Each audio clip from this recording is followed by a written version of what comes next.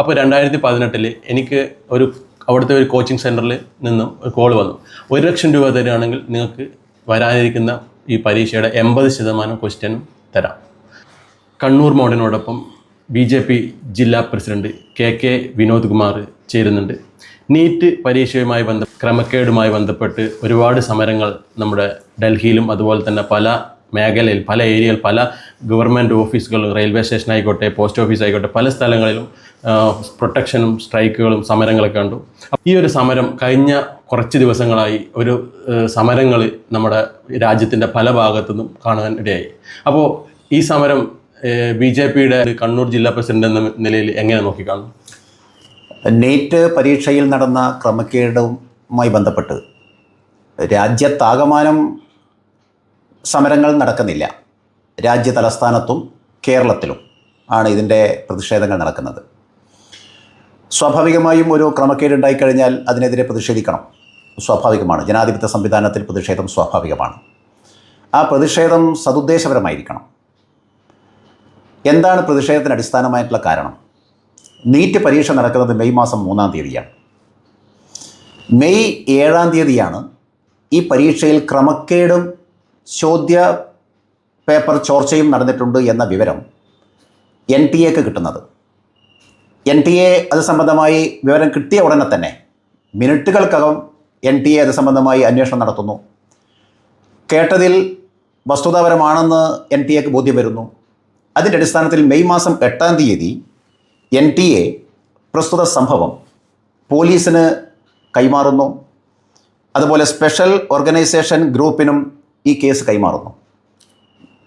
വിവരം കിട്ടി, പ്രാഥമികമായ അന്വേഷണം നടത്തി ഏതാനും മണിക്കൂറുകൾക്കകം അടുത്ത ദിവസം തന്നെ കേസ് ഈ വിഭാഗങ്ങൾക്ക് കൈകാര്യം ചെയ്യുന്നു.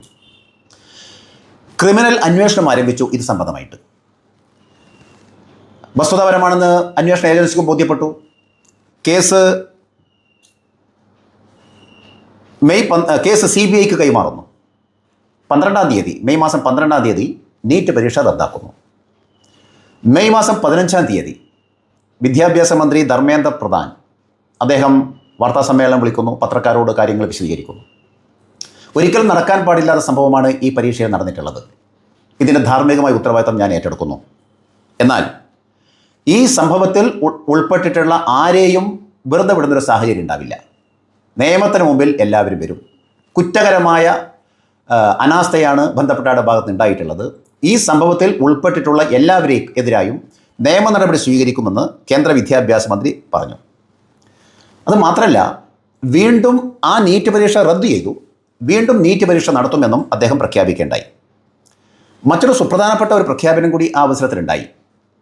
ഭാവിയിൽ എല്ലാ പരീക്ഷകളും രാജ്യവ്യാപകമായി multi encrypted computer based test രീതിയിൽ നടത്തും. സുപ്രധാനമായൊരു പ്രഖ്യാപനമാണ്. ഒരിക്കലും ഇത്തരം ക്രമക്കേടുകൾ സംഭവിക്കാതിരിക്കാൻ ഉള്ള വീക്ഷണത്തോടുകൂടിയുള്ള പ്രഖ്യാപനമാണ് അദ്ദേഹം അവിടെ നടത്തിയത്. അദ്ദേഹത്തിൻ്റെ പ്രഖ്യാപനത്തെ തുടർന്ന്, കേന്ദ്രമന്ത്രിയുടെ പ്രഖ്യാപനത്തെ തുടർന്ന് ജൂൺ മാസം 21-ന് നീറ്റ് പരീക്ഷ വീണ്ടും നടത്തുന്നു. അതിൻ്റെ റിസൾട്ട് ജൂലൈ 16-ന് പ്രഖ്യാപിച്ചു. റിസൾട്ട് പ്രഖ്യാപനത്തെ തുടർന്ന് അതിൻ്റെ കുട്ടികളുടെ അഡ്മിഷൻ പ്രോസസ്സ് നടന്നു വരികയാണ്. ഇതിനിടയിൽ ഞാൻ നേരത്തെ സൂചിപ്പിച്ചു CBIക്ക് കേസ് കൈമാറിയ കാര്യം. CBI 13 പ്രതികളെ അറസ്റ്റ് ചെയ്തു. അവർക്കെതിരെ നടപടി സ്വീകരിക്കുന്നു. അത് അന്വേഷണത്തിൻ്റെ ഒരു ഭാഗം എന്നുള്ള നിലയിൽ അവിടെ നടന്നുകൊണ്ടിരിക്കുന്നു. സർക്കാരിൻ്റെ ഭാഗത്ത് മറ്റൊരു നടപടി ഉണ്ടായത് ഇന്നലെ പ്രധാനമന്ത്രി പ്രഖ്യാപിച്ചു. വിചാരണക്ക് ഫാസ്റ്റ് ട്രാക്ക് കോടതി സ്ഥാപിക്കും. ആ കോടതി പ്രവർത്തിക്കുന്നത് എന്തിനു വേണ്ടിയാണ്? കുറ്റവാളികൾക്ക് അതിവേഗത്തിലും കഠിനവുമായ ശിക്ഷ ഉറപ്പാക്കണം. ഇതിനായി പ്രത്യേക കോടതി സ്ഥാപിക്കുന്നു. വൈകുന്നേരം തന്നെ ചീഫ് ജസ്റ്റിസ് ഉത്തരവിറക്കി. ഇന്നലെ വൈകുന്നേരം കാലത്ത് പ്രധാനമന്ത്രി പ്രഖ്യാപിച്ചു. വൈകുന്നേരമാകുമ്പോഴേക്കും ചീഫ് ജസ്റ്റിസ് ഉത്തരവിറക്കി. അതിന് പ്രത്യേക ജഡ്ജി അനു ഗ്രോവർ ബാലികയുടെ അധ്യക്ഷതയിൽ ഡൽഹിയിൽ റൌസ് അവന്യൂ കോടതി സമുച്ചയത്തിൽ ഈ കോടതി പ്രവർത്തിക്കും എന്ന് ചീഫ് ജസ്റ്റിസ് പ്രഖ്യാപിക്കുകയും ചെയ്തു. മറ്റൊന്ന്, സർക്കാർ നടപടിയുടെ മറ്റൊരു ഭാഗം. ഉന്നത വിദ്യാഭ്യാസ സെക്രട്ടറി വിനീത് ജോഷിയെ മാറ്റി. പുതിയ സെക്രട്ടറിയായി നരേഷ് പാലാണ് പുതിയ സെക്രട്ടറിയായി നിശ്ചയിച്ചിട്ടുള്ളത്. സ്കൂൾ വിദ്യാഭ്യാസ സെക്രട്ടറിയായി TK അനിൽകുമാറിനെ നിയമിച്ചു. മാത്രമല്ല, ഇതുമായി ബന്ധപ്പെട്ട് 12 ഉദ്യോഗസ്ഥരെ മാറ്റി. നോക്കൂ, ഇത്രമാത്രം വളരെ സംശുദ്ധമായ രീതിയിൽ ഒരു ആരോപണം കേട്ട ഉടനെ തന്നെ അത് സംബന്ധമായി അന്വേഷിക്കുന്നു. പ്രഥമ ദൃഷ്ട്യാ അത് സംബന്ധമായി സംഭവങ്ങൾ നടന്നിട്ടുണ്ടെന്ന് ഗവൺമെൻറ് ബോധ്യം വരുന്നു. ഗവൺമെൻറ് ദിവസങ്ങൾക്കകം അതിനുവേണ്ട പരിഹാരം ഉണ്ടാക്കുന്നു. പുതിയ പരീക്ഷ നടത്തുന്നു. അതിൻ്റെ അഡ്മിഷൻ പ്രക്രിയ ആരംഭിക്കുന്നു. ഇത്തരം ഒരു നടപടി ഒരുപക്ഷെ രാജ്യത്താദ്യമായിട്ടായിരിക്കും ഇത്തരമൊരു നടപടി, ഇത്തരമൊരു ക്രമക്കേട് ഉണ്ടായതിനെ തുടർന്ന് സർക്കാർ സ്വീകരിച്ച നടപടി ഒരുപക്ഷെ രാജ്യത്താദ്യമായിട്ടായിരിക്കും, ലോകത്തിലാദ്യമായിട്ടായിരിക്കും. കേവലം രാജ്യത്ത് മാത്രമല്ല, ലോകത്തിൽ ആദ്യമായിട്ടായിരിക്കും.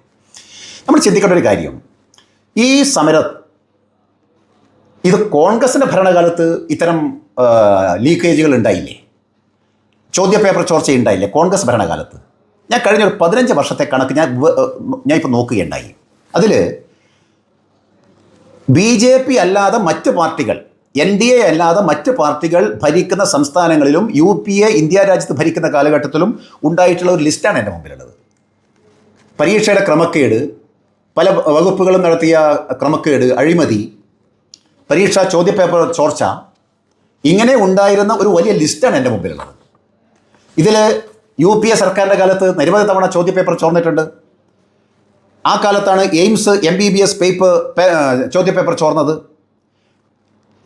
അങ്ങനെ നിരവധി സംഭവങ്ങൾ എൻ്റെ മുമ്പിൽ ഒരു 28 എണ്ണമുണ്ട് എൻ്റെ മുമ്പിൽ. ഒറ്റ പ്രഥമ ദൃഷ്ട്യാ തന്നെ ഞാനിപ്പം ഒറ്റ നോട്ടത്തിൽ എൻ്റെ കയ്യിൽ. ഞാൻ 2018 എൻ്റെ ഭാര്യയ്ക്ക് വേണ്ടിയിട്ട് എയിംസിൽ ഒരു എക്സാമിന്, അതായത് എയിംസിൽ ചേർന്ന് ഒരു എക്സാമിന് വേണ്ടി ചെയ്തു. അപ്പോൾ 2018 എനിക്ക് അവിടുത്തെ ഒരു കോച്ചിങ് സെൻറ്ററിൽ നിന്നും ഒരു കോൾ വന്നു. 1 ലക്ഷം രൂപ തരികയാണെങ്കിൽ നിങ്ങൾക്ക് വരാനിരിക്കുന്ന ഈ പരീക്ഷയുടെ 80% ക്വസ്റ്റ്യനും തരാം. അപ്പോൾ ഞാനതിൽ നിന്നില്ല. നമുക്ക് ഗാസിയാബാദിലൊരു എഞ്ചിനീയറിംഗ് കോളേജിലായിരുന്നു സെൻറ്റർ. അപ്പോൾ അത് അന്നേരം ഭരിക്കുന്നത് കേജ്രിവാളിൻ്റെ സർക്കാരായിരുന്നു ഡൽഹി ഭരിക്കുന്നത്.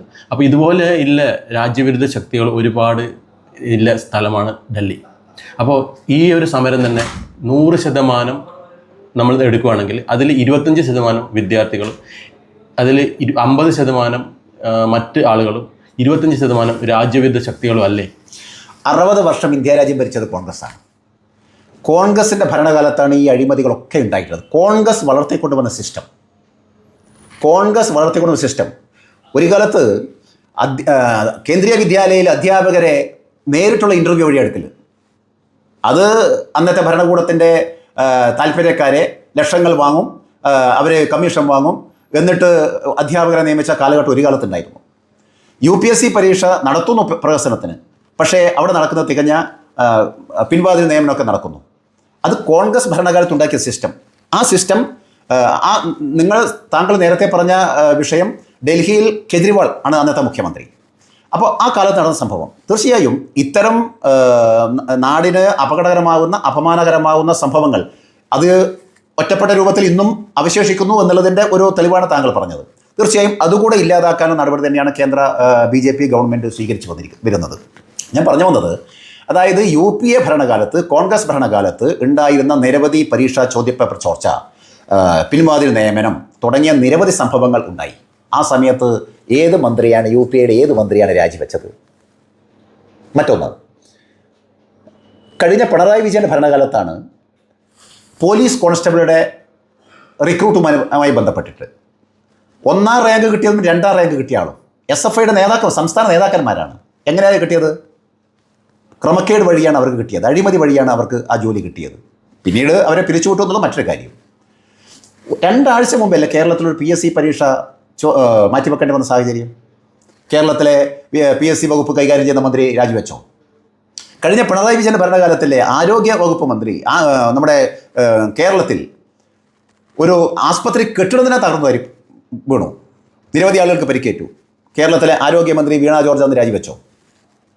ഇത് രാജിവെക്കണമെന്ന് പറയാനാണ്. പക്ഷേ ഈ ആളുകൾ ഭരിക്കുന്ന കാലത്ത് ഇത്തരം നടപടികൾ സ്വീകരിച്ചിട്ടുണ്ടോ എന്നുള്ളതാണ് നമുക്ക് തിരിച്ചു ചോദിക്കാനുള്ളത്. ഏതായാലും ഈ സംഭവത്തിൻ്റെ അടിസ്ഥാനത്തിൽ ഡൽഹിയിൽ സമരം നടക്കുകയാണ്. സ്വാഭാവികമായും ഒരു ജനാധിപത്യ രാജ്യത്ത് പ്രതിപക്ഷ കക്ഷികൾ സമരം നടത്താൻ സ്വാതന്ത്ര്യമുണ്ട്. തീർച്ചയായും ഒരു യഥാർത്ഥ പ്രതിപക്ഷം എന്നുള്ളതിൽ അത്ര നടപടി സ്വീകരിക്കുന്നത് തെറ്റൊന്നുമില്ല. പക്ഷേ അത് രാജ്യത്തിന് വേണ്ടിയായിരിക്കണം. വിദ്യാർത്ഥികളുടെ പേരിൽ നടക്കുന്ന സമരം, ഈ പരീക്ഷയുടെ പേരിൽ നടക്കുന്ന സമരം, ഞാൻ ചോദിക്കട്ടെ, ഈ സമരത്തിൽ എത്ര വിദ്യാർത്ഥികൾ, ആ പരീക്ഷയിൽ പങ്കെടുത്ത ഏതെങ്കിലും ഒരു വിദ്യാർത്ഥി ഈ സമരത്തിലില്ല? വിദ്യാർത്ഥി പ്രതിഷേധം എന്ന് പറഞ്ഞ് ചില പ്രതിഷേധങ്ങൾ ആദ്യം ഉണ്ടായെങ്കിലും വാസ്തവത്തിൽ ഇന്ന് വിദ്യാർത്ഥി പ്രതിഷേധമല്ല നിലവിൽ ഇന്ന് രാജ്യത്ത് നടക്കുന്നില്ല. അതിൻ്റെ മറവിൽ കോക്രോച്ച് കോക്രോച്ച് പാർട്ടി കോക്രോച്ച് പാർട്ടിയാണോ? Cockroach CJP, Congress Janata party, അതാണ് അവർ പറയുന്നത്. പാർട്ടിയാണോ? അതൊരു സോഷ്യൽ മീഡിയ ഹാൻഡിൽ അല്ലേ? ഞാൻ അവരെ പേരിന്റെ മുഴുവൻ പേര് ഞാൻ പറഞ്ഞത് മാത്രമേ ഉള്ളൂ. കോക്രോച്ച് ജനതാ പാർട്ടി, അതായത് ഒരു രാഷ്ട്രീയ പാർട്ടി എന്നുള്ള നിലയിലുള്ളതല്ല. ഏതായാലും CJP എന്ന് പറയുന്ന സംഘടന, പാറ്റകളുടെ സംഘടന, ആ പാറ്റകളുടെ സംഘടന നേതൃത്വത്തിൽ സമരം ആരംഭിച്ചു. ആ സമരത്തിന് സോനം വാങ്ചുക് അദ്ദേഹം ആണ് ഈ സമരത്തിൽ നിരാഹാര സമരം നടത്തിക്കൊണ്ടാണ് അദ്ദേഹം സമരം ആരംഭിച്ചത്. നമ്മൾ സോനം വാങ്ചുക്കിനെ കുറിച്ച് ഞാൻ ഒരു ചെറിയ സമയമേ ഉള്ളൂ എങ്കിൽ ഞാനൊരു കാര്യം ചെയ്യാം. ആരാണ് ഈ സോനം വാങ്ചുക്? അദ്ദേഹം സ്വിറ്റ്സർലൻഡിൽ നിന്ന് 6.5 കോടി രൂപ വിദ്യാർത്ഥികൾക്ക് വേണ്ടി പണപ്പിരിവ് നടത്തിയിരുന്നു. സ്വിറ്റ്സർലൻഡിൽ നിന്ന് അടുത്ത കാലത്ത് FCRA അക്കൗണ്ട് പ്രകാരം ഇന്ത്യയിലേക്ക് ആ പണം കൊണ്ടുവന്നു. സ്വാഭാവികമായും FCRA അക്കൗണ്ട് പരിശോധിച്ചു. അപ്പോൾ അതിൽ കണ്ടെത്തിയത്, അന്വേഷണ വിഭാഗം കണ്ടത്, NGO FCRA രീതിയിലാണ് അദ്ദേഹം പണം അക്കൗണ്ടിൽ ക്രെഡിറ്റ് ചെയ്തത്. ഏതായാലും വിദ്യാർത്ഥികളുടെ ആവശ്യങ്ങൾക്ക് വേണ്ടി, അതിൻ്റെ ഒരു പ്രോത്സാഹനത്തിനു വേണ്ടി ആ പണം ഉപയോഗിച്ചിട്ടില്ല എന്ന് അന്വേഷണ വിഭാഗം കണ്ടെത്തി. ഇതിനെതിരെ സർക്കാർ നടപടി സ്വീകരിച്ചു വരികയാണ്. ഇന്നത്തെ നരേന്ദ്രമോദി സർക്കാർ ഈ FCRA വഴി ഇവിടെ വന്നിട്ടുള്ള ഈ പണവുമായി ബന്ധപ്പെട്ട് സോനം വാങ്ചുക്കിനെതിരെ അന്വേഷണം നടന്നുകൊണ്ടിരിക്കുകയാണ്. ഈ എതിരായി തിരിയാൻ ഉള്ള ഒരു പ്രധാനപ്പെട്ട കാരണം, സോനം വാങ്ചുക്ക് തിരിയാനുള്ള പ്രധാനപ്പെട്ട കാരണം, FCRA വഴി അദ്ദേഹം കൊണ്ടുവന്ന 6.5 കോടി രൂപയുടെ ഉറവിടത്തെയും അത് സംബന്ധമായി അദ്ദേഹം കൈകാര്യം ചെയ്ത രീതികളെക്കുറിച്ചും കേന്ദ്ര അന്വേഷണ വിഭാഗം അത് സംബന്ധമായി അന്വേഷണം നടത്തുമ്പോൾ അതിൻ്റെ വൈരാഗ്യം തീർക്കാൻ അദ്ദേഹം ഗവൺമെൻറ്റിനെതിരെ സമരം ആരംഭിക്കുന്നു എന്നുള്ളതാണ് അത് സംബന്ധമായി കാണാനുള്ളത്. ശ്രീലങ്കയിൽ ഇതുപോലെ വിദ്യാർത്ഥി പ്രക്ഷോഭമുണ്ടായി, അതുപോലെ തന്നെ പശ്ചിമ ബംഗാളിലുണ്ടായി, അതുപോലെ തന്നെ അനുബന്ധ രാജ്യങ്ങളിലും ഉണ്ടായിട്ടുണ്ട്. അപ്പോൾ ഇതിൻ്റെയൊക്കെ ഉറവിടം ഒറ്റ സ്ഥലത്തു നിന്നാണ്. അതായത് ഈ വിദ്യാർത്ഥി, ഞാൻ അതിലേക്ക് വരാം. ഈ സമരത്തിന്, ഈ CJPയുടെ സമരത്തിന് മറ്റൊരു നേതൃത്വം കൊടുത്ത പ്രകാശ് രാജാണ്. പ്രകാശ് രാജിനെ കുറിച്ച് നാം ചിന്തിക്കണം. അദ്ദേഹം നമുക്ക് ഓർമ്മയുണ്ട്, ഏതാനും വർഷം മുമ്പ് ധർമ്മസ്ഥല കേന്ദ്രീകരിച്ച് ചെറിയ പെൺകുട്ടികളെ തട്ടിക്കൊണ്ടുപോയി പീഡിപ്പിച്ച് കൊന്ന സംഭവങ്ങൾ നമുക്ക് ഓർമ്മയുണ്ടാവും. ആ സംഭവത്തിലെ പ്രധാനപ്പെട്ട ഒരാളാണ് ഈ പ്രകാശ് രാജ്. കുട്ടികളെ ബലാത്സംഗം ചെയ്ത് കൊന്നിട്ട് കുഴിച്ചു മൂടിയ സംഭവം ധർമ്മസ്ഥലയിൽ. ഇദ്ദേഹം സർക്കാരിൻ്റെ നിരീക്ഷണത്തിൽ ആണ് ഇപ്പോൾ ഉള്ളത്. ഈ പ്രകാശ് രാജ്, സോനം വാങ്ചുക്കിനും പ്രകാശ് രാജിനും ചൈനയുമായിട്ടുള്ള ബന്ധത്തെക്കുറിച്ചും സർക്കാർ അന്വേഷിക്കുന്നുണ്ട്. എന്ന് പറഞ്ഞാൽ ഈ സംഭവത്തിൽ വാസ്തവത്തിൽ ഇത്തരം ആളുകളെ നേതൃത്വം കൊടുത്താലും ഇവരുടെ പിന്നിൽ മറ്റ് ചില ഛിദ്രശക്തികളുണ്ട്. ഈ നാടിനെ തകർക്കാൻ വേണ്ട പല ഛിദ്രശക്തികളുമുണ്ട്. ഏറ്റവും ഒടുവിൽ കിട്ടിയൊരു വാർത്ത, തീവ്ര ഇസ്ലാമിസ്റ്റുകൾ ഈ സമരത്തിൽ സജീവമായി പങ്കെടുക്കുന്നു. അതിൽ പ്രധാനം വടക്കൻ കേരളത്തിനാണ്. അതിൽ വടക്കൻ കേരളത്തിനാണ്. ഇതൊരു പത്രത്തിൽ വന്ന വാർത്തയായി. ഈ ഗൂഢാലോചന, മറ്റൊന്ന് SFIയും KSU ഒക്കെ ആ സമരത്തിൽ പങ്കെടുക്കുന്നു എന്നല്ല പറഞ്ഞത്. SFIയും ഈ ആളുകളും തമ്മിൽ ഡൽഹിയിലെ കേരള ഹൗസിൽ നടത്തിയ ഗൂഢാലോചന, ഇതാ ഫോട്ടോ. എന്ന് പറഞ്ഞാൽ ഈ സമരത്തെ തകർക്കാൻ വേണ്ടി രാജ്യത്തെ പ്രതിപക്ഷങ്ങൾ, കോൺഗ്രസിൻ്റെ നേതൃത്വത്തിൽ രാഹുൽ ഗാന്ധിയുടെ നേതൃത്വം നടക്കുന്ന ഒരു ഗൂഢാലോചന ഈ സമരത്തിൻ്റെ മറവിൽ അവർ നടത്തുകയാണ്. തികഞ്ഞ അരാജകത്വം നാട്ടിൽ ഉണ്ടാക്കുകയാണ്. തികഞ്ഞ അരാജകത്വം നാട്ടിൽ. നോക്കൂ, ഈ സമരത്തിൻ്റെ മറവിൽ പാർലമെൻറ്റ് ഹൗസിന് മുമ്പിൽ നടത്തിയ അക്രമാസക്തമായ സമരം അക്രമാസക്തമാണ്. പ്രധാനമന്ത്രിയുടെ വസതിക്ക് തൊട്ടരികെ അക്രമങ്ങൾ ഉണ്ടാക്കുന്നു. റെയിൽവേ സ്റ്റേഷനുകളിൽ ട്രെയിന് നേരെ കല്ലെറിയുന്നു. ബസ് സ്റ്റാൻഡുകളിൽ വാഹനങ്ങൾക്ക് നേരെ പോയി കല്ലെറിയുന്നു. അങ്ങനെ ചെറുതും വലുതുമായ ബസ് സ്റ്റാൻഡായാലും റെയിൽവേ സ്റ്റേഷനുകളായാലും മെട്രോ സ്റ്റേഷനുകളിൽ ട്രെയിനുകൾക്ക് നേരെ കല്ലെറിയുന്നു. ഇന്ന് ഓർമ്മയിട്ടാം CAA പ്രക്ഷോഭകാലം. അതിന് സമാനമായ രീതിയിലാണ് ഇപ്പോൾ കൊണ്ടുപോകുന്നത്. വാസ്തവത്തിൽ തീവ്ര ഇസ്ലാമിസ്റ്റുകളെ കൂട്ടുകൂടുന്നു, രാഷ്ട്രവിരുദ്ധ ശക്തികളെ കൂട്ടുകൂടുന്നു, ഈ രാജ്യത്തെ തകർക്കാൻ വേണ്ടി ശ്രമിക്കുന്ന ചൈനയുമായി കൂട്ടുകൂടുന്നു ചില ആളുകൾ. ഈ ആളുകളെ എല്ലാം നേതൃത്വം ഏറ്റെടുത്തുകൊണ്ട് രാഹുൽ ഗാന്ധി ഇതിനു വേണ്ടി പോരാടുകയാണ്. എന്ന് പറഞ്ഞാൽ ഈ രാജ്യത്തെ തകർക്കാൻ വേണ്ടി, ഈ രാജ്യത്തെ എന്താ ഇവരുടെ ആവശ്യം? ധർമ്മേന്ദ്ര പ്രധാൻ മന്ത്രിസ്ഥാനം രാജിവെക്കണം.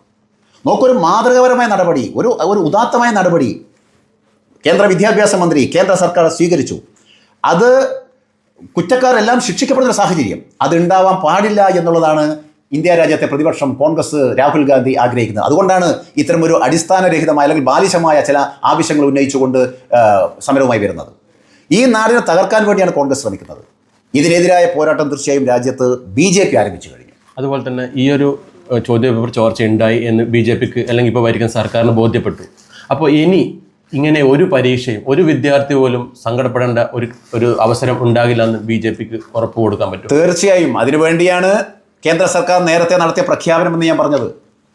ഞാൻ നേരത്തെ പറഞ്ഞത് എന്താ, multi encrypted computer based test രീതിയിൽ ഇനി ഭാവി രാജ്യത്ത് നടക്കാവുന്ന എല്ലാ പരീക്ഷകളും നടത്തുമെന്ന് കേന്ദ്ര വിദ്യാഭ്യാസ മന്ത്രി പ്രഖ്യാപിച്ചു.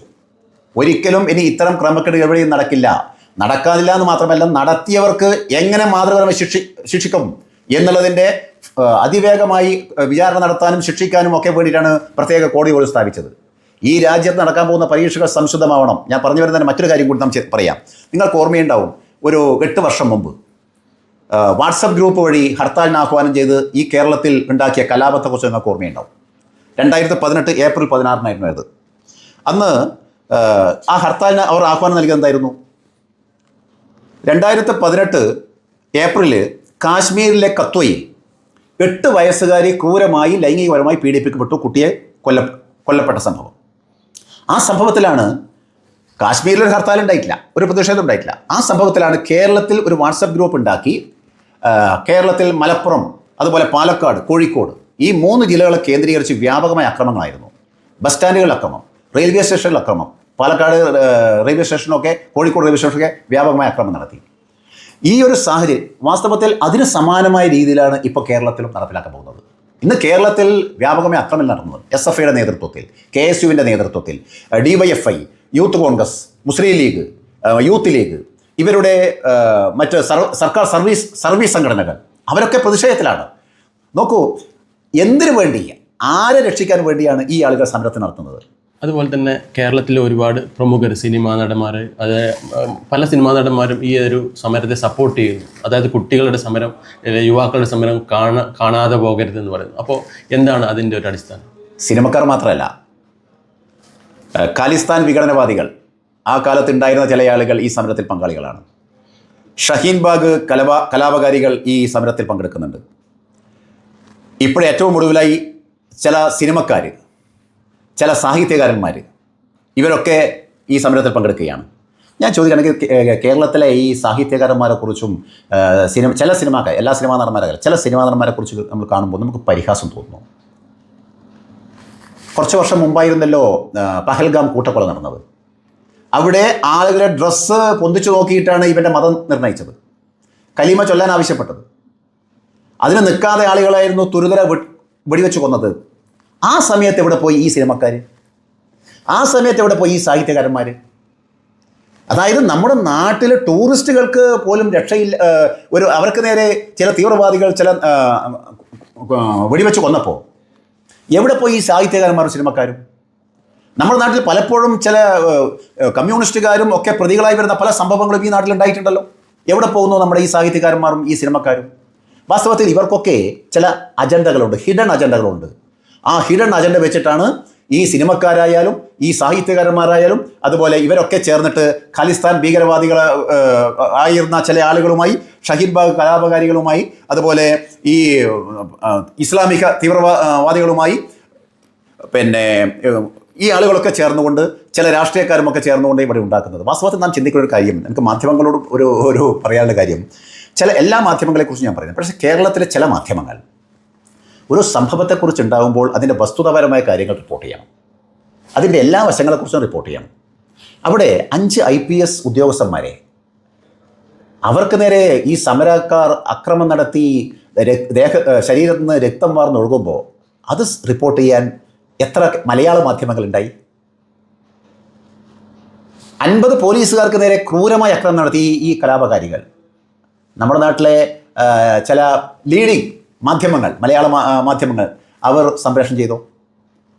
ഞാൻ നേരത്തെ പറഞ്ഞ പോലെ ട്രെയിനുകൾക്ക് നേരെ, ബസ്സുകൾക്ക് നേരെ, പോലീസ് സ്റ്റേഷന് നേരെ അക്രമം ഉണ്ടാകുമ്പോൾ അത് റിപ്പോർട്ട് ചെയ്യുന്നില്ല. പക്ഷേ ദൗർഭാഗ്യകരമായി, അത് ഞാൻ പറയാതിരിക്കാൻ പറ്റില്ല, ദൗർഭാഗ്യമെന്ന് പറയട്ടെ, ചില മലയാളം മാധ്യമങ്ങൾ ഇത് സത്യസന്ധമായി റിപ്പോർട്ട് ചെയ്യുന്നില്ല. ഒരു പത്രം അവരുടെ മുഖപ്രസംഗം ഒരു എന്തിനു വേണ്ടി ആ മുഖപ്രസംഗം ഇന്നലെ ഒരു പിന്നെ പത്രത്തിൻ്റെ മുഖപ്രസംഗം ഒരു BJP വിരോധം തീർക്കാൻ അല്ലെങ്കിൽ നരേന്ദ്രമോദി വിരോധം തീർക്കാൻ അതിനുവേണ്ടിയാണ് ചില ആളുകൾ മുഖപ്രസംഗം പോലും എഴുതുന്നത്. വാസ്തവത്തിൽ നല്ല സമരങ്ങളെ നാം സ്വീകരിക്കണം. രാജ്യത്ത് അരാജകത്വം ഉണ്ടാക്കുന്ന സമരങ്ങളെ നാം എതിർക്കണം. ഈ നാട്ടിൽ കലാപമുണ്ടാക്കാൻ വേണ്ടിയാണ്, അതായത് ചില രാജ്യങ്ങളിൽ നാം വാട്സപ്പ് വഴി ഒക്കെ കൂട്ടായ്മ ഉണ്ടാക്കി ചില സമരങ്ങളൊക്കെ ആ ഭരണകൂടത്തിനെതിരെ നടത്തിയിട്ടുണ്ട്, വിജയിച്ചിട്ടുണ്ട്, അത് ഇന്ത്യയിലും വിജയിപ്പിക്കും എന്നുള്ള ഒരു അജണ്ട വെച്ചിട്ടാണ് ചില ആളുകൾ പ്രവർത്തിക്കുന്നത് നമ്മുടെ നാട്ടിൽ. അവർക്ക് അനുകൂലമായ ഒരു നിലപാടാണ് രാജ്യത്തെ പ്രതിപക്ഷങ്ങൾ സ്വീകരിക്കുന്നത്. ദൗർഭാഗ്യമുണ്ട്, പാർലമെൻറ്റിൽ പോലും ദിവസങ്ങളായി പാർലമെൻറ്റ് നടപടികൾ പോലും മുമ്പോട്ട് കൊണ്ടുപോകാൻ ഉള്ള സാഹചര്യം, അതിനുള്ള തടസ്സം സൃഷ്ടിക്കുകയാണ് രാജ്യത്തെ പ്രതിപക്ഷങ്ങൾ. ഈ പ്രതിപക്ഷങ്ങൾ ജനങ്ങളുടെ മുമ്പിൽ ചോദ്യം ചെയ്യപ്പെടും, ജനകീയ കോടതിയിൽ അവർ ഒറ്റപ്പെടും. അതുകൊണ്ട് ഈ രാജ്യത്തിന് വേണ്ടിയാണ് ആയിരിക്കണം അവരുടെ നിലപാടുണ്ടാവേണ്ടത്. അല്ലാതെ പാകിസ്ഥാനും ചൈനക്കും വേണ്ടിയുള്ള നിലപാട്, ഈ രാജ്യത്തെ തകർക്കാൻ വേണ്ട നിലപാട് രാഹുൽ ഗാന്ധിയും കോൺഗ്രസും സ്വീകരിക്കരുത് എന്ന് ഞങ്ങൾ ആവശ്യപ്പെടുകയാണ്. जी नमस्ते जी। आप दिल्ली में रहते हैं ना? हाँ, दिल्ली में रहते हैं। हाँ, अभी वो कॉकरोच पार्टी का स्ट्राइक उधर चल रहा है नीट एग्जाम के बारे में। जी जी जी। अभी दिल्ली निवासी है आपको ये स्ट्राइक कैसे लग रहा है? मैं दिलीप कुमार दिल्ली से मालवीय नगर से बोल रहा। स्ट्राइक की वजह से आम आदमी के जनजीवन अस्त व्यस्त हो गया है, रास्ता सारे अवरुद्ध है। बगल में राम मनोहर लोहिया है, मरीजों के लिए इतनी दिक्कत हो रही है, और नीट के कुछ एग्जाम की वजह से सबको इन्होंने हाईजैक कर रखा है, पूरी दिल्ली हाईजैक हो रखी है। ना तो ड्यूटी वाले जा पा रहे हैं, महिलाओं के लिए दिक्कत हो रही है, और प्रशासन भरसक प्रयास कर रहा है कि सुचारू रूप से व्यवस्था हो, लेकिन ये होने नहीं दे रहे हैं। कुछ अराजक लोग अंदर घुस गए हैं, जिसके वजह से व्यवस्था अस्त व्यस्त हो रही है। अभी इतना डिस्ट्रिक्ट, इतना स्टेटों से आदमी लोग उधर आके जमा हो गया, उनका डेली रोटेशन और बाथरूम वगैरह वगैरह सब कुछ होगा। ये जी। सब आपको तकलीफ हो रहा है? नहीं तो ये दिल्ली निवासियों को बाहर निकलना और ऑफिस में जाने का ऐसे कुछ अभी सब प्रॉब्लम होगा ना? हाँ, प्रॉब्लम हो रहा है ना, प्रॉब्लम हो रहा है। सभी लोग पैदल का कब तक जाएंगे? मेट्रो भी बंद हो जा रही है, फिर मेट्रो के अवरुद्ध होने से और समस्या बढ़ रही है। और और क्या इसके लिए क्या कुछ अभी क्या करेगा? अभी तो यही है कि क्या नाम है, किसी तरह से इनका अनशन हटवाया जाए, और जहाँ इनकी स्पेस है खाली जंतर मंतर रोड, अगर वहाँ करें तो किसी को दिक्कत नहीं है। लेकिन ये जो हाईजैक कर रहे हैं हर रास्ते को, पीएम आवास को, इंडिया गेट के सर्कल को, और पार्लियामेंट के स्ट्रीट को, तो ये तो चारों तरफ से रास्ता वहीं पे जाता है। सीपी तो दिल्ली की क्या पूरे देश की हार्ट है। अब कब्जा तो हार्ट पे करेंगे तो सब अस्त व्यस्त हो जाएगा ना। अभी और ये आपको क्या ये बताने के नेताओं को और अपना रक्षाधिकारी को, अभी दिल्ली का संभाल के देखने वाले रक्षाधिकारी को क्या बताना आप? हमारा तो संदेश यही है कि क्या नाम है, किसी तरह से इस स्ट्राइक को खत्म किया जाए, और सबसे पहले पहचान किया जाए कि इसमें जो असामाजिक तत्व घुसे हुए हैं उनको कड़ी से कड़ी सजा दिया जाए। जो स्ट्राइक सामान्य रूप से शांतिपूर्वक कर रहे हैं उनसे कोई दिक्कत नहीं है, लेकिन जो अराजक फैला रहे हैं, जो तोड़ फोड़ कर रहे हैं, सरकारी संपत्ति को नुकसान कर रहे हैं, वो हमारे आपका ही तो पैसा है जो नुकसान किए रहे हैं। ओके जी।